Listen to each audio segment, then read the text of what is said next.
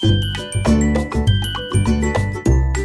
बच्चों, आप सभी का हमारे YouTube चैनल आइडियल देव क्लासेस में स्वागत है। बच्चों, आज हम आपके लिए 8th ग्रेड अभ्यास पुस्तिका भाषा भारती लेके आए हैं, जो कक्षा 8वीं के लिए। और इस 8th ग्रेड अभ्यास पुस्तिका को मध्य प्रदेश राष्ट्रीय शिक्षा केंद्र भोपाल द्वारा वर्ष 2023-24 के लिए बनाया गया है। और आज हम इस 8th ग्रेड अभ्यास पुस्तिका के माध्यम से आपको कौन सा पाठ बताएंगे? पाठ 14 संवत्सर संबंधित जो पाठ है, प्रश्न है, उनके उत्तर आपको बताएंगे। और पाठ 14 नव संवत्सर, नव यानी नया। तो ये पाठ 14 किस कक्षा का है? कक्षा 8वीं। और इस पाठ 14 का अध्ययन कीजिए, आप पूरे पाठ को अच्छे से पढ़िए। उसके बाद आप इन प्रश्नों के उत्तर दे पाएंगे। किन प्रश्नों के उत्तर? जो आपकी 8th ग्रेड अभ्यास पुस्तिका में दिए गए हैं। चलिए देखते हैं। पूर्व तैयारी और निर्देश क्या दिए हैं? शिक्षक भारतीय लोक परंपराएं, आस्थाओं, पर्वों का परिचय बच्चों को कराएं। विक्रम संवत, भारतीय नव संवत, तिथियों, भारतीय महापक्षों के नामों का उल्लेख करें और भारतीय नव वर्ष के प्रारंभ तथा मनाने के कारणों को स्पष्ट करते हुए संवत्सर चक्र के बारे में बताएं। एकांकी को कहानी के रूप में स्पष्ट करते हुए कठिन शब्दों के अर्थ स्पष्ट कराएं। पाठ में आए शब्दों से ही प्रत्यय, संधि, वाक्य प्रयोग शिक्षक करवाएं। शिक्षक पाठ के वाक्यों से विशेषण और विषय निकलवाकर अभ्यास करवाएं। शिक्षक द्वारा भारतीय महीनों, पक्षों, तिथियों आदि का अभ्यास प्रायोजना कार्य द्वारा करवाएं। इस प्रकार से जो ये पूर्व तैयारी थी, इस पाठ को के प्रश्नों को हल करने से पहले हमें इतनी तैयारियां कर लेना है। कहाँ से करेंगे हम? जो हमारी भाषा भारती पाठ पुस्तक है कक्षा 8वीं के, जो पाठ 14 में इसके बारे में दिया गया है। चलिए देखते हैं बहुविकल्पी प्रश्न क्या है। प्रश्न नंबर 1, यहाँ तो घना अंधेरा है, वाक्य में विषय है। तो विषय जो विशेषण की विशेषता बताता है। तो यहाँ पे अंधेरा कैसा है? घना। तो यहाँ पे घना शब्द क्या हो जाएगा? विषय हो जाएगा। तो यहाँ पे 4 ऑप्शन दिए, ए नंबर अंधेरा, बी नंबर घना, सी नंबर तो, और डी नंबर यहाँ। तो इसका सही आंसर आ जाएगा बी नंबर घना। नेक्स्ट प्रश्न है आपका प्रश्न नंबर 2, अमांत। अमांत शब्द का अर्थ क्या होगा? ए नंबर जिसका कभी अंत ना हो, बी नंबर अमन प्रदान करने वाला, सी नंबर अमावस्या को समाप्त होने वाला, और डी नंबर आत्मा को सुख देने वाला। तो इसका सही आंसर आ जाएगा आपका सी नंबर अमावस्या को समाप्त होने वाला शब्द क्या कहलाता है? अमांत शब्द कहलाता है। नेक्स्ट प्रश्न है आपका, वासंती नवरात्रि का पर्व कौन सा नहीं है? यहाँ पे आपको पूछा है वासंती नवरात्रि का पर्व कौन सा नहीं है। 4 ऑप्शन दिए हैं, ए नंबर दशहरा, बी नंबर आपका दिया क्या? रामनवमी, सी नंबर चैती चांद, और डी नंबर गुड़ी पर्व। तो सोचिए यहाँ पे सही आंसर क्या होगा। देखिए, वासंती नवरात्रि जो होती है, इसका समापन कब होता है? रामनवमी को होता है। और शारदीय नवरात्रि का समापन कब होता है? दशहरा पर्व पे होता है। तो यहाँ पे आपको क्या पूछा? वासंती नवरात्रि का पर्व कौन सा नहीं है? तो देखो, रामनवमी भी है, गुड़ी पड़वा भी है, उसे गुड़ी पर्व कहते हैं, और चैती चांद भी कहते हैं, लेकिन दशहरा नहीं है। ये दशहरा किसका है? शारदीय नवरात्रि का समापन दशहरा पर्व होता है। तो इसलिए इसका ए नंबर का ऑप्शन सही होगा। हेमलंब किसका नाम है? तो इसका सही आंसर क्या होगा? 4 ऑप्शन में से बताना। ए नंबर पक्ष का, बी नंबर संवत्सर का, सी नंबर तिथि का, और डी नंबर पर्व का। तो इसका सही आंसर आ जाएगा बी नंबर संवत्सर का। आपका प्रश्न नंबर 4 कंप्लीट होता है। नेक्स्ट प्रश्न आता है आपका प्रश्न नंबर 5, अति लघु उत्तरीय प्रश्न है। नव संवत्सर का अर्थ लिखिए।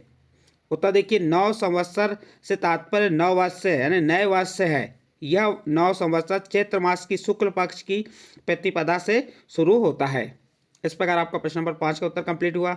प्रश्न नंबर 6, वासंती नवरात्रि का समापन किस पर्व पर होता है? तो उत्तर हो जाएगा वासंती नवरात्रि का समापन रामनवमी पर्व पर होता है। नेक्स्ट प्रश्न है, चैती चांद पर्व क्यों मनाते हैं? प्रश्न क्या है आपका? चैती चांद पर्व क्यों मनाते हैं? उत्तर देखिए, चैती चांद पर्व भगवान झूलेलाल की जयंती के रूप में चैत्र मास की गुड़ी पड़वा को मनाते हैं। नेक्स्ट प्रश्न है आपका प्रश्न नंबर 8। प्रश्न नंबर 8 क्या कह रहा है? नैतिक शब्द से मूल शब्द और प्रत्यय शब्दांश अलग अलग लिखिए। देखिए, नैतिक में नीति धन इक में मूल शब्द हो गया नीति, और इक शब्द क्या हो गया? प्रत्यय। तो इस प्रकार प्रश्न में क्या पूछा था आपको? नैतिक शब्द में मूल शब्द क्या हो गया? नीति, और प्रत्यय शब्द क्या हो गया? एक, और दोनों को अलग अलग लिखने के लिए कहा था। तो ये लिख दिया हमने, नीति और एक। नेक्स्ट प्रश्न है आपका प्रश्न नंबर 9। प्रश्न नंबर 9 क्या कह रहा है? विक्रम संवत की प्रथम तिथि में कौन कौन से प्रसंग जुड़े हैं, लिखिए। उत्तर देखिए, विक्रम संवत की प्रथम तिथि से निम्नलिखित प्रसंग जुड़े हैं। नंबर 1, विक्रम संवत के प्रथम दिन से ही भारतीय नव वर्ष का आरंभ होता है। नंबर 2, उत्तर भारत में विक्रम संवत का आरंभ चैत्र प्रतिपदा से होता है। नंबर 3, प्रजापति ब्रह्मा ने इसी तिथि को षष्ठी का सृजन किया। इस प्रकार से जो विक्रम संवत की प्रथम तिथि में कौन कौन से प्रसंग जुड़े थे, वह 3 प्रसंग आपको यहाँ पे हमने बता दिए। नेक्स्ट प्रश्न आता है आपका प्रश्न नंबर 10। प्रश्न नंबर 10 क्या कह रहा है? प्रकृति के श्रृंगार से नव संवत्सर का क्या संबंध है? उत्तर देखिए, चैत्र मास में बसंत ऋतु का आगमन होता है। चैत्र माह में क्या होता है? बसंत ऋतु का आगमन होता है। बसंत ऋतु में प्रकृति भी अपना नव श्रृंगार करती है। पेड़ पौधे अपने पुराने पत्ते गिराकर नए पत्ते धारण करते हैं। इस प्रकार से आप प्रश्न नंबर 10 का उत्तर कंप्लीट कर सकते हैं। नेक्स्ट प्रश्न है आपका प्रश्न नंबर 11। उत्तर और दक्षिण भारत में विक्रम संवत किस माह से आरंभ होता है? इन्हें क्या कहते हैं? उत्तर देखिए, उत्तर भारत में विक्रम संवत का आरंभ चैत्र प्रतिपदा से होता है। इसे चैताद्री कहते हैं। जबकि दक्षिण भारत में नव वर्ष का आरंभ कार्तिक शुक्ल पक्ष की प्रतिपदा से माना जाता है, जिसे कार्तिक आदि कहते हैं। इस प्रकार से आप प्रश्न नंबर 11 का उत्तर कंप्लीट करेंगे। नेक्स्ट प्रश्न है आपका प्रश्न नंबर 12। नवरात्र पर्व साल में सामान्यतः कितनी बार और कब से कब तक मनाए जाते हैं? उनके नाम लिखिए। उत्तर देखिए, नवरात्रि पर्व साल में सामान्यतः 2 बार मनाए जाते हैं। एक बार वासंती नवरात्रि, दूसरी शारदीय नवरात्रि। वासंती नवरात्रि का समापन रामनवमी और शारदीय नवरात्रि का समापन दशहरे पर्व पर होता है। इस प्रकार आपका प्रश्न नंबर 12 का उत्तर कंप्लीट होता है। नेक्स्ट प्रश्न है आपका प्रश्न नंबर 13। ये कैसे प्रश्न है? आपके दीर्घोत्तरीय प्रश्न है। तो दीर्घोत्तरीय प्रश्न 13 देखते हैं। नव संवत्सर के विषय के में अपने विचार 8 से 10 वाक्यों में लिखिए। देखिए, नव संवत्सर के बारे में जो 8 से 10 वाक्यों में अपने विचार हैं, तो पहला विचार क्या हो गया? गुड़ी पर्व से नव संवत्सर का प्रारंभ होता है। दूसरा, गुड़ी पर्व को चैत्र शुक्ल प्रतिपदा भी कहा जाता है। तीसरा, नव संवत्सर का आरंभ चैत्र माह से होता है। चौथा, नव संवत्सर पर ही भगवान झूलेलाल की जयंती मनाई जाती है। पांचवा, चैत्र शुक्ल प्रतिपदा से ही सतयुग का प्रारंभ माना जाता है। और छठवां है, उत्तर भारत में नव संवत्सर का आरंभ चैत्र प्रतिपदा से होता है। इस प्रकार से आपका प्रश्न नंबर 13 का उत्तर कंप्लीट होता है। नेक्स्ट प्रश्न आएगा आपका प्रश्न नंबर 14। प्रश्न नंबर 14 में क्या कहा है? नव संवत्सर के बारे में 5 नए प्रश्नों का स्वयं निर्माण कर उनके उत्तर लिखिए। देखिए बच्चों, इसमें क्या कहा है, जो आपका जो पाठ है, ये वाले पाठ से 5 प्रश्न आप स्वयं को बनाना है और उनके उत्तर देना है। जैसे हमने प्रश्न नंबर 1 बनाए, नव संवत्सर से क्या तात्पर्य है? तो आप उत्तर बता देंगे, नव संवत्सर से तात्पर्य नव वर्ष से है। इसके बाद फिर अगला प्रश्न क्या बनाए? नव संवत्सर का प्रथम माह कौन सा है?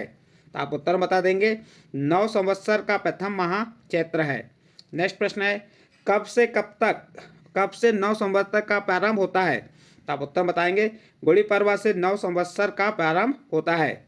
फिर नेक्स्ट क्वेश्चन है, 2 संवत्सरों के नाम क्या थे? तो उत्तर हो जाएगा हेमलंब, दूसरा विलंब। नेक्स्ट प्रश्न है, 9 संवत्सर का उल्लेख कहाँ मिलता है? तो आप उत्तर बताएंगे ऋग्वेद और अर्थवेद में। इस प्रकार से आपका प्रश्न नंबर 14 कंप्लीट होता है। और इस प्रश्न के साथ ही ये जो पाठ था, पाठ कौन सा? पाठ 14 9 संवत्सर के जो प्रश्न दिए थे आपकी एडगेट अभ्यास पुस्तिका में, उन प्रश्नों के उत्तर आपको हमने बताया है। यदि बच्चों इन प्रश्नों के उत्तर आपको अच्छे लगे हो तो आप हमारे चैनल आइडियल देव क्लासेस को सब्सक्राइब कीजिए, लाइक कीजिए एवं अन्य ग्रुप में शेयर जरूर कीजिए।